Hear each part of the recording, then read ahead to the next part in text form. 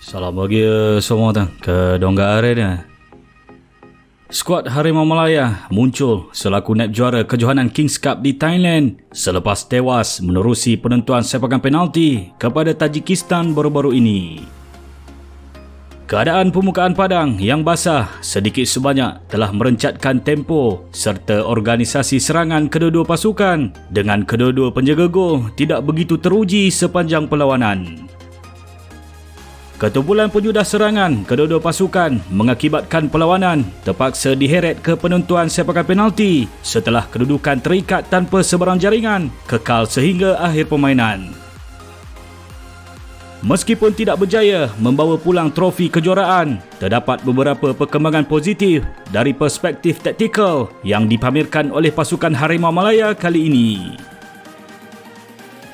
Dalam video kali ini, kita akan berbicara mengenai beberapa organisasi taktikal yang sedang diusahakan oleh Kim Pan-gun dan barisan kejurulatihannya sebagai langkah persiapan menghadapi Piala AFF 2022 dan juga Piala Asia 2023. Berikut adalah beberapa organisasi taktikal yang sedang diusahakan oleh Kim Pan-gun ke dalam sistem permainan Harimau Malaya.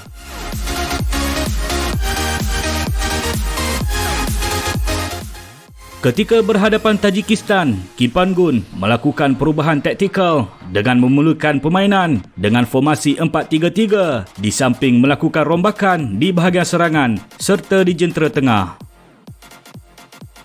Pendekatan taktikal ini ternyata berbeza ketika Malaysia berdepan Thailand di mana formasi 3-4-3 digunakan. Malah kesebelasan utama yang memulakan perlawanan tersebut juga berbeza. Penggiliran sistem dan pemain bukanlah satu perkara yang asing kerana Pan-gun telah melaksanakan pendekatan tersebut sejak dari kelayakan Piala Asia Jun lalu. Ini sekaligus menjadikan Harimau Malaya memiliki unsur kejutan serta menyukarkan pihak lawan untuk menduga taktikal permainan yang bakal digunakan oleh pasukan negara dalam sesuatu perlawanan.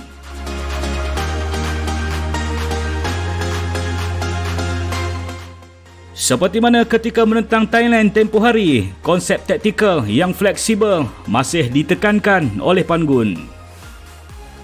Ianya menyaksikan pemain-pemain negara kerap melakukan pertukaran posisi sesama mereka bagi mencipta struktur yang menjadi asas kepada organisasi taktikal pasukan. Meskipun bermula dengan sistem 4-3-3, Malaysia mempamerkan variasi struktur menerusi pertukaran posisi yang aktif sesama mereka. Menerusi situasi ini di mana Nazmi Faiz turun ke kawasan yang lebih bawah bagi menolak Matt Davis untuk menyertai 3 orang pemain negara yang lain di garisan kedua pasukan.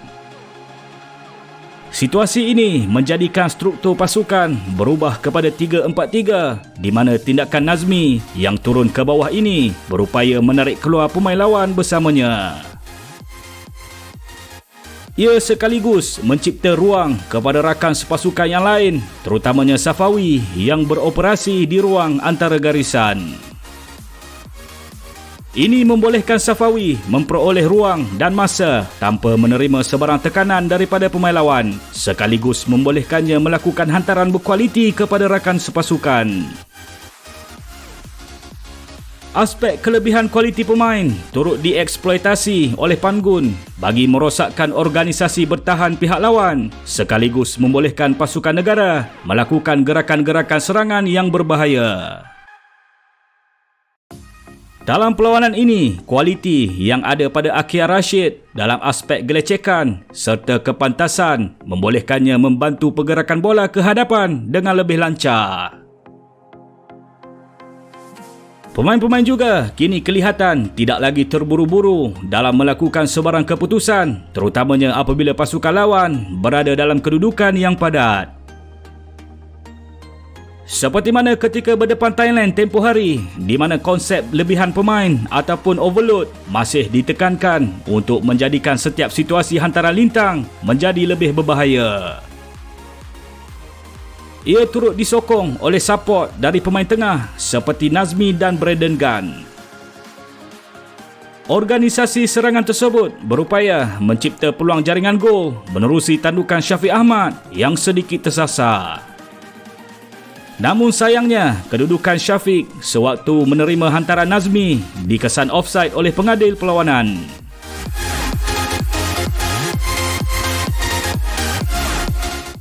Aspek variasi ini turut melibatkan pendekatan permainan oleh pasukan negara dalam sesuatu perlawanan. Jika tekanan tinggi serta jerat tekanan digunakan dalam aksi berdepan Thailand, Pan Gun menggunakan pendekatan berbeza apabila berdepan Tajikistan. Fokus organisasi bertahan Malaysia disusun menerusi blok tengah ataupun mid blocks dengan formasi 4-1-4-1 dan boleh menjadi 4-3-3 mengikut situasi permainan dan kedudukan bola serta pemain lawan. Namun intensiti tekanan diterapkan menerusi konsep man marking di mana setiap pemain akan ditugaskan untuk mengekang pergerakan pemain yang dikawal oleh mereka. Dalam situasi ini, Malaysia menyusun blok pertahanan secara mid block dengan struktur 4-1-4-1. Perhatikan bagaimana Safawi yang agresif melakukan tekanan kepada pemain tengah Tajikistan yang turun ke bawah bagi membantu binaan build-up gerakan pasukannya. Tugas man marking ini turut dilakukan oleh pemain-pemain lain bagi memaksa lawan melakukan sebarang kesilapan hantaran ataupun memaksa mereka bermain dengan hantaran-hantaran jauh yang tidak efektif. Dalam situasi ini pula menunjukkan organisasi bertahan yang sama, namun kali ini tekanan dimulakan oleh Nazmi. Organisasi pertahanan ini disusun bagi membolehkan Malaysia menghukum lawan menerusi gerakan serangan balas sebaik mereka berjaya memperoleh semula penguasaan bola atau sebaik berjaya melakukan sebarang pintasan.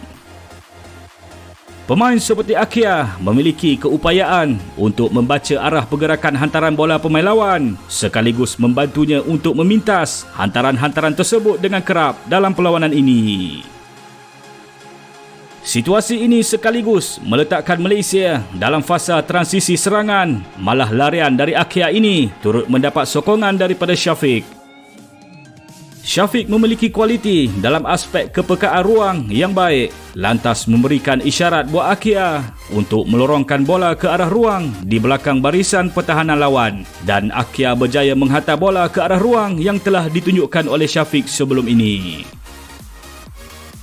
Gerakan ini berjaya mencipta peluang buat Brandon Gunn untuk melakukan rembatan, namun percubaannya terkena pemain lawan. Di separuh masa kedua, Pan Gun telah melakukan pertukaran di barisan hadapan dengan pemain-pemain seperti Faisal Halim, Arif Aiman serta Darren Lock dibawa masuk. Pertukaran ini sememangnya mempunyai satu objektif, iaitu menggunakan pemain yang lebih segar bagi menekan tinggi pihak lawan. Namun taktikal ini sekali lagi terpaksa dirombak ekoran kecederaan yang menimpa Darren Lock.